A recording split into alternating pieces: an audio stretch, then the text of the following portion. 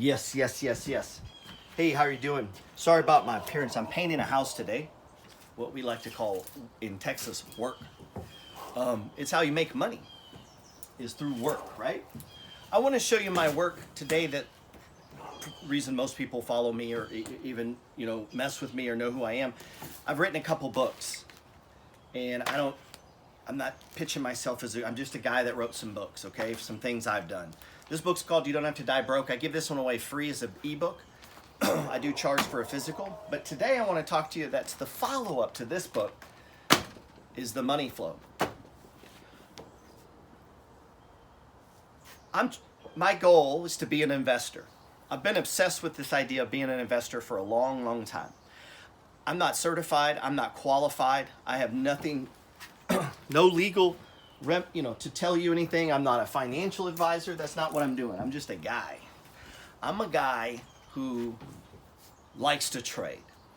I love trading stocks. I love playing blackjack. I love investing in single-family rental properties. I love collecting rent. I love getting paid dividends. I invest for the long term. I became obsessed with this entire spectrum, this whole world of this idea of investing. And what I realized is that anyone, regardless of age or race or financial situation, could get in this game, that the game is fractal. See, the advent of the smartphone changed things. You could be 15 years old and now have access to the public markets from all over the world, and you can literally do it free. Free, which means you could be sitting in your house. Let's call this opportunity investing. Let's call this swing trading.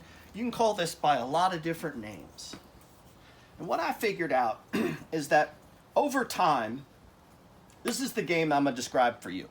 This is what the money flow is all about. This is the game that I'm fixing to describe to you. And we got to start with the big picture. If you go to my Instagram thing, I have a thing called the 10 pillars of success. Pillar number 1, how you think is everything. And pillar number 10 is take full responsibility. And I began to bring this idea of these 10 pillars. 1 is never stop learning. 2, so it's a whole series of them. And it's a way of life. It's like a Bible, a book. It's a direction, a map, a blueprint. You hear me talk about the millionaire's blueprint. This is part of it. This idea of health, wealth, and mindset. Well, in general, stock markets go up. It's just true. And in here, a lot of people blow out. People go bust, people over leverage. The government lowers and raises interest rates, which moves the economy. It's the wind in the sails, so to speak. In my newsletter, the Peters Report, I refer to the S&P 500 as the wind. If you're a sailor, you need wind. This is the wind. This is what's pushing us around. And if this is if this is blowing hard, it's easy to make money. And if it's blowing against us, it can be hard to make money unless you know how to make money when the market goes down.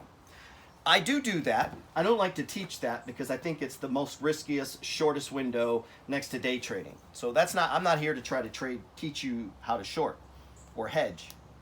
I do short and I do hedge. I don't think you should start with that. I think you need to realize that the markets just generally go up. And that the longer your time frame, let's say your time frame is 30 years, the stupidly easy this game gets. Like anyone can become rich over a 30-year period if they consistently apply themselves to a strategy. Any number of strategies. Could simply be investing $500 a month into the S&P 500 for 30 years. It's a lot of damn money. And so I don't disagree with that. I completely agree with that. This is why I own blue chip dividend paying stocks, is they're going to participate in the move of the S&P because the S&P is the wind. So my stocks, assuming I bought quality companies, which I think I'm perfectly capable of, are going to move up. So are my index funds. Well, guess what? So are my single family houses. And so as an owner of assets, as an owner of money, it's my job to decide, should I deploy it here or should I deploy it over here in a stock? Now, these stocks throw off money to me. 50 cents, maybe $1. Dividends aren't usually that high per share. And so as we accumulate a portfolio that owns thousands and thousands of shares, we get money. And that money goes into a pile over here. Well, and if you begin buying single family houses like I did, where you buy house after house after house after house, guess what? Those houses throw off money, which goes into a pile over here. Now, a lot of people refer to this pile as retirement. I refer to this pile as my money, and I just began to manage it. And so I realized that markets over time go up, and that the longer your time frame, the easier it was. And then I realized, what if we compress this window? Be like, what would that be? Like this, right? What if we began to shorten this time frame? Well, anywhere on here, as you shorten the time frame, you add an element of risk, timing of getting it right or wrong. Because even though the market goes up, it looks like this. Like this is what 10% looks like. You know, not even this smooth, but you get what I'm saying. Markets go too high, and then they sell off. They go too low, so they rise up. They go too high, and this little pendulum is played out throughout history. You might argue with the semantics of this. You might argue with the design or the picture. The light went down there, right? But I think you get the general idea. I'm big picturing you here. So this is the foundation upon which my opportunity trading, the money flow, is all about. Is it secret knowledge? I mean, everyone ain't doing it, so it's secret to some people, right?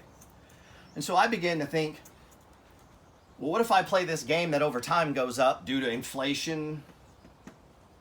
Due to inflation, there's just more people in the world, right? You got more people buying stocks. There's just more money. Assets go up. It's called inflation. Four things going to steal your wealth is taxes, inflation, debt, and corporate marketing. Inside of this game, obviously, if you have a lot of debt, you can't play the game. Makes sense, right? So the less debt you have, the more money you could allocate to playing the game.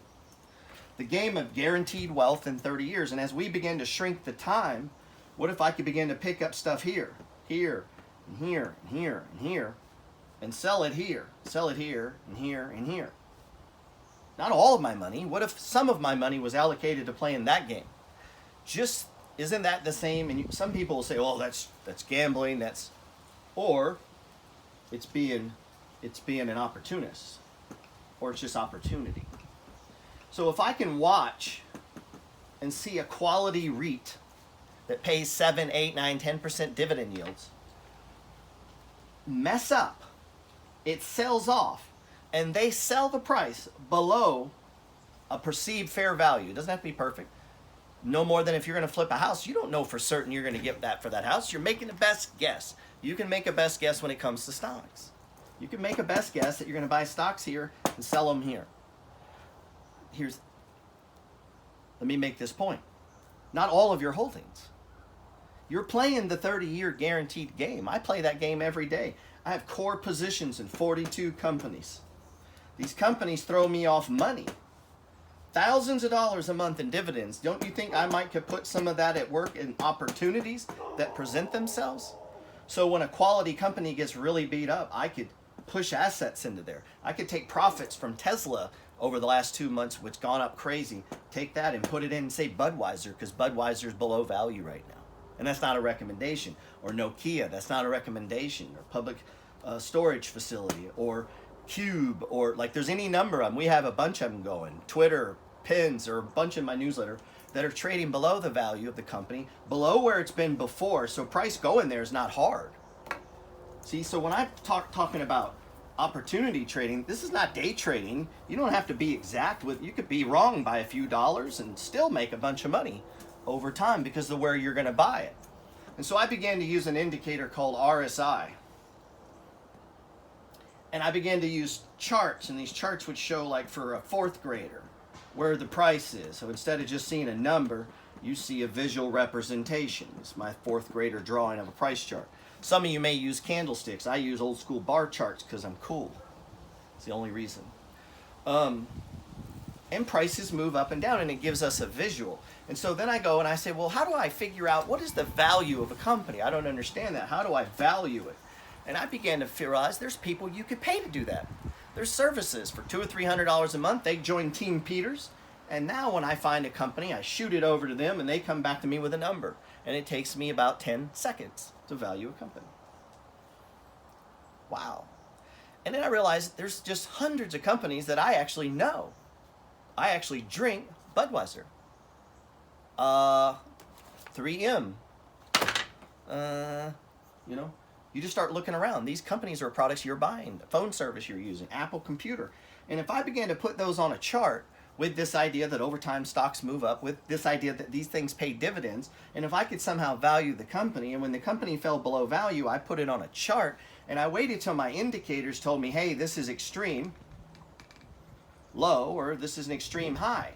And then I began to like, wow, these things seem kind of pattern-mic. They seem to kind of follow a pattern as they move up over time, increasing dividends and growing the company. Now you're going to say, well, what if it doesn't? Okay, well, it doesn't. Sometimes as a house flipper, you just don't get the numbers right. Sometimes you lose money. Sometimes as an investor, you buy a house, come to find out it's got bad termites, you got a tenth the house, you spent $12,000 you didn't expect to spend. Guess what? What do? You keep doing it. I don't sell the fucking house because I had a bad experience. Why am I selling the stock of a good company just because it goes down? Did the plans change? Yes. Are the numbers lower now? Yes. But I'm still playing the same game. Unless fundamentally something about this company changes. If fundamentally something about this situation changes, then yes, I might want to reevaluate and take my loss. But what if nothing's changed? What if my original thesis is it's still worth 110? And you say, yeah, but it fell from 90 to 85. What now? It's still worth 110. Nothing changed. Emotions. So people, this is what I figured out. People can sell irrationally. People can buy irrationally. Go look at this one.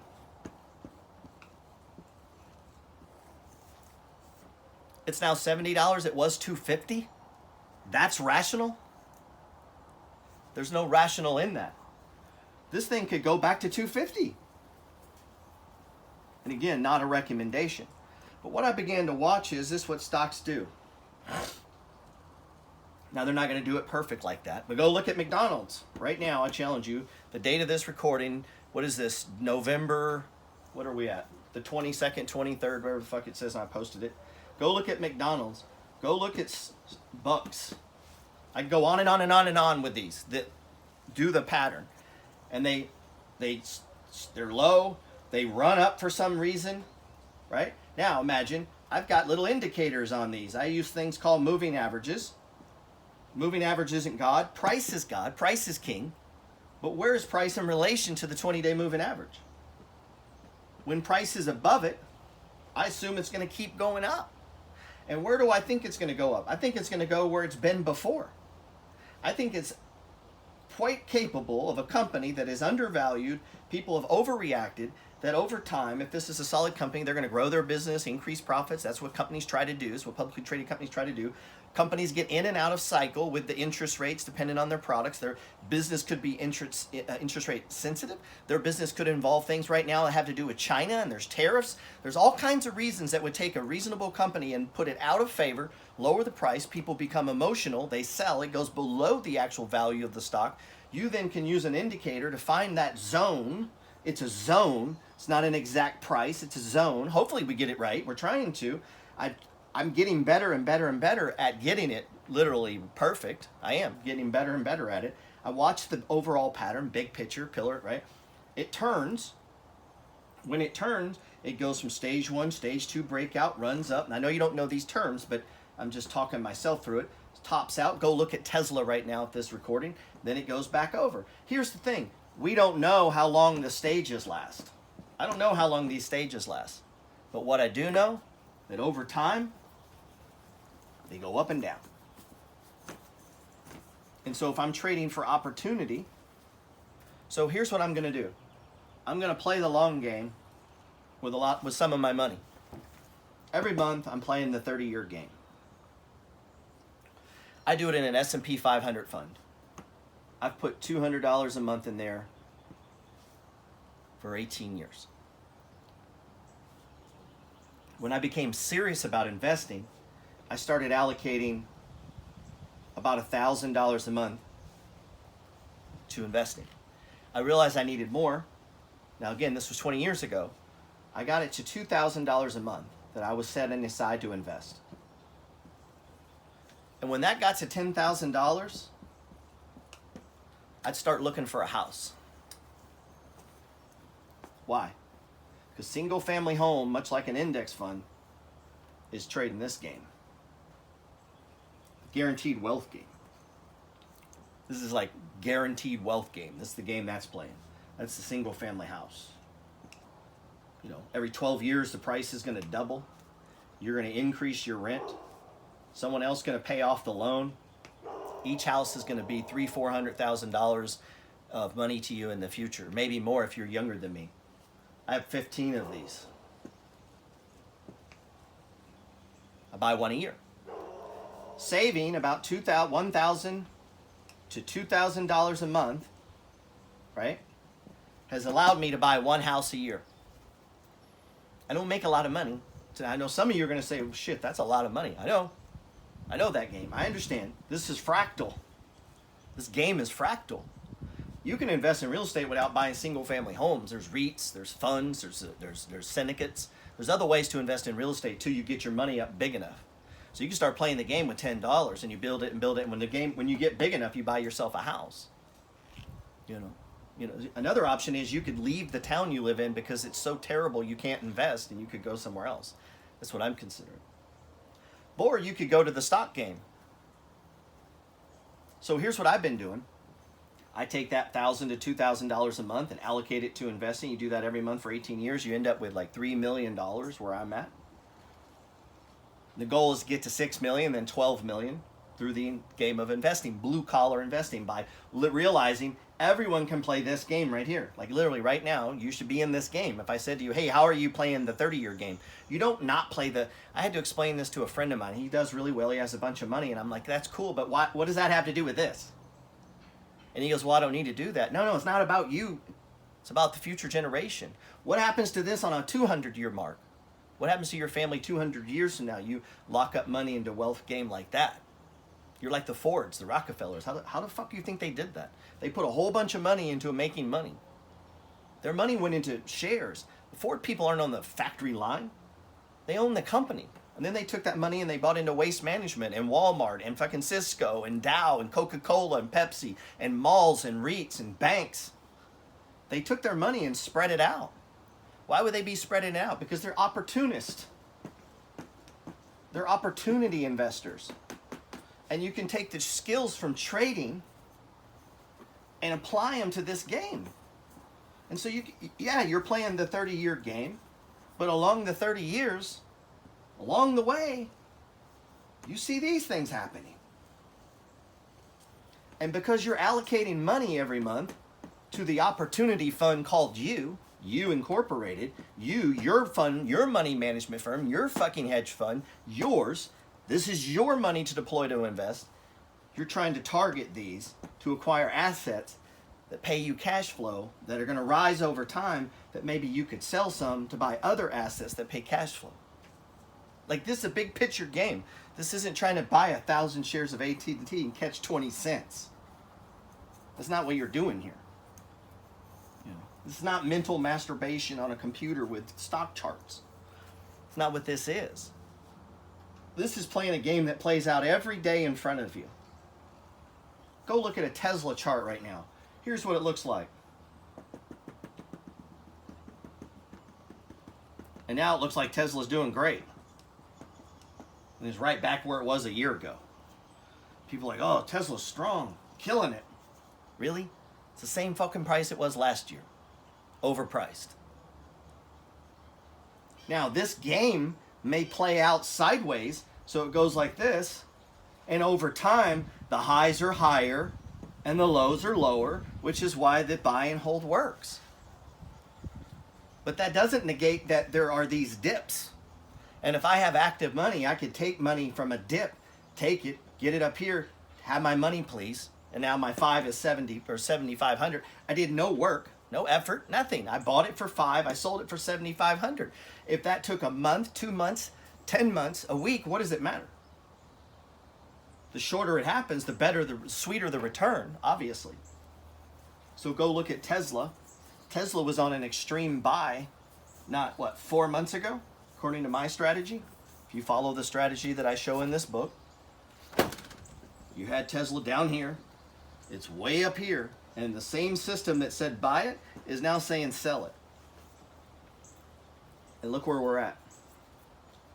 It actually said sell it 2-3 days ago of this recording, November 22nd, whatever it is. Why? Because it's just stages, bro. It's going to sell off. It's going to come down. Now, how far is it going to go down? I don't know. That's the part I don't know. Shit, if I knew that, I'd be a billionaire, right? You'd play this game perfect. You can just pick 50 stocks and play it perfect every day on them, and you'd be a billionaire in no time at all. But we're not doing that. And we had to have presence of mind to go buy Tesla. Why would you buy Tesla? Because you're an aware human being? Is it not in the news every day? Geez, I did 2 memes on it today. Why? How do you not know to buy Tesla? How do you not know to buy Amazon? How do you not know to buy eBay? How do you not know to buy Apple? How do you not know to buy the soda that you drink every day? Like, you need someone to come to your house, knock on the door and say, hey, you're using the product every day. Why don't you buy it? What if you became an owner? See, so this is what we're talking about. This is when I talk about this millionaire blueprint, and the reason I get into my first book, You Don't Have to Die Broke, is you're never going to play that game if you can't get past the being broke game.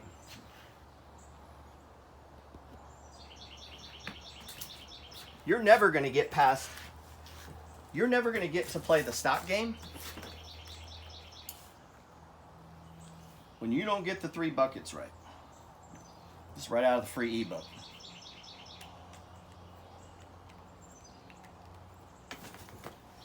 See, the Ford family, Rockefeller family, and Bill Gates, I'm just using famous names, but it's also your dry cleaners in town, the business owner, me. I take the money from my well, I start a second well, sometimes a third well. What do you think I have now? I have a property management business. I have a home repair business. I have a real estate investment business, right? I have a book business. Probably going to want some books don't pay a lot. But you see what I'm saying? I have these different things that pay me money. That active money goes over here to pay bills. The problem with this bucket is it has a hole in it. You're always going to pay health insurance and taxes, and all these things are going to keep getting paid. Now, the things you can control is the debt. And so the part of this element that's so important here is how much do you make versus your debt, because the difference is called margin, and that's what goes into the savings bucket, which you have to have first before you go into the investing bucket. And so these things have to be set up in order. So the order is make money so that you can push it over into knock out your bills real quick, but to avoid debt so that you can really quick stack up some physical cash. Like you see me with physical cash, like money. You have money to protect you and your family. This could be in, obviously you can have this in the bank, but here's one of my savings is just an index fund. A lot of people are like, oh, how could you do that? Remember that $250 I was telling you I put in the stock market every month? It's grown. I've been doing it 18 years. It's a lot of money. Guess what my savings is? You say, Gerald, that could go down. If that cut in half, it's still more than 2 years of my income. That's the savings. Why? That's not my aggressive investing. That's not my retirement. That's my be guaranteed rich in 30-year plan. That's something everyone should be playing, right? But here's the problem. People stop there. When you stop there, you never get rich. You can get rich, but you real quick got to get the buckets right. Get the money coming in. Get 2 or 3 income sources. No debt. Get it in here. Push it in. Get your savings built up to protect yourself. And you pile it in. How much did I say I piled in investing? You remember? Dude, I'm giving you the fucking blueprint right now. You're 25 years old. You drive a truck. You work at Walmart. I'm showing you how you get rich. I just showed you the 3 buckets. Investing, savings, necessities. You cannot get this shit out of order, dude. You get this out of fucking order. You get this out of order, you will not get rich. You have to build a wall around everything. This is the wall around the castle. This is savings. You need 2 years of that shit. You're not going to do it over time.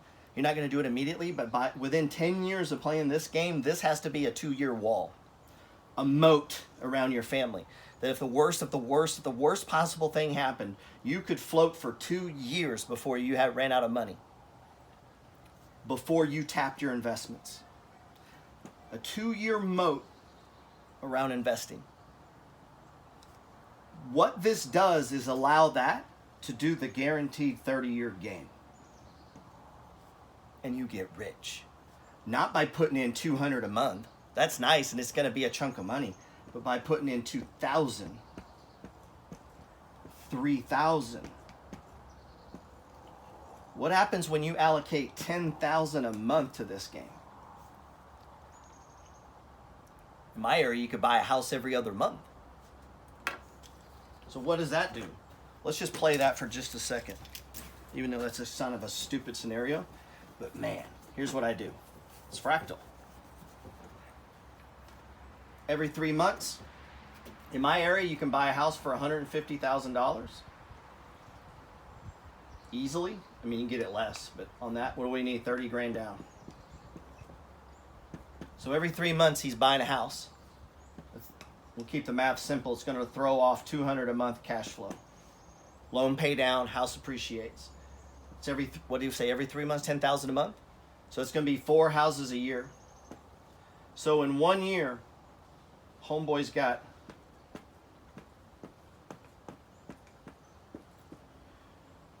$120,000 in equity. And I'm rounding down, man. It's more than that. Real estate guys know it's more than that. Probably some forced appreciation because I also own a home repair business. Me. So I bought 4 houses. I got 120 grand in equity. Each are pushing off $200, $100 bills that I can put in my pocket if I want. This is in 1 year, doing 10,000 a month, right? So now in 1 year, you've got $600,000 in real estate on your portfolio. You got 120,000 in equity into it. Every month you successfully collect rent, down goes this your debt, up goes your equity. Houses go up every month.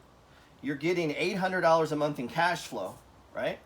We take the $800 a month in cash flow and we push it into the stock game I was just showing you in my book, The Money Flow Trading System, where this money starts getting allocated at mortgage REITs paying 10% yields when they're on sale. It gets allocated to MLPs when they're on sale. You begin to store wealth from your wealth into more shit paying you more money. So now take this guy's game and play that out over 10 years. It becomes enormous. So it becomes tens of thousands here, thousands, tens of thousands to rent, and millions in equity in property. But here's the thing, you can never play that game if you don't have money to put into the game. So one way to do it is you have an advantage if you have the right spouse. A lot of you are like, yeah, well, that ain't happening. You live on one income and the family completely invests the second income. All of it is invested in that plan and that strategy. Like you guys sit down and you say, we are the business of me, or whatever your business is. You know, mine goes by a couple names, but basically I have made myself into a family investment fund. So the family firm. Kids can come into this game. What happens when dad has 50 properties? Let's just call them properties. They could be all different kinds of things. Throwing him off money. And for 20 years, dad's been throwing it into REITs and business development companies and banks and blue chip stocks and common stocks. And those dividends have been getting paid and reinvested. And now dad's sitting over here at 55 years old and he's collecting $300,000 a year on that stuff. What happens then? I mean, what happens to those kids? I mean, in our other scenario, that would have been $3 million. With the guy putting in 10,000, he would be. You run that out for 10 years, and you're at $20 million, $30 million, and your money's making you millions a year. Your money's making you millions a year. Do you think you get to a point where your money makes you millions a year by having no fucking plan and not saving? No, it starts with the buckets. Everyone, it starts in the same process. Chapter 1 of my free book, The Money Flow, the well and the 3 buckets. It all starts there. But then it leads up to this game where now, because we have our money right, we can take $1,000 and allocate it into a trade that we're going to turn 1,000 into 3,500. And then we're going to take that 3,500 and turn it into 7,500. Take the 7,500 and turn it into, you get what I'm saying, right? Because you're playing this game, you begin to leverage and multiply and invest in undervalued businesses that pay you income. So you're getting paid to play the game while you're playing that game. And that's how you begin That's the process, and that's what I'm teaching with this idea of the money flow. God bless. Hey, if you enjoy the content, do me a favor, man. Do me a favor. Subscribe. Leave me a comment. And go check out my podcast. I'm not trying to sell, well, I am trying to sell books, but outside of a book, that's it, man. There's no mentor group. I'm not taking you down a funnel. I'm just showing you what I do every day. If you follow along with me in my newsletter and podcast, you're going to see every day I rise and grind to play this stock game. I could just blast you with these stocks, but most people can't even begin to comprehend or even follow the process as I do it every day, day in, day out, day in, day out. And it has been for 18 years. So I'm fixing to get back on that grind right now. I'm actually painting a rent house so that I can collect that rent and I can get it in the stock market.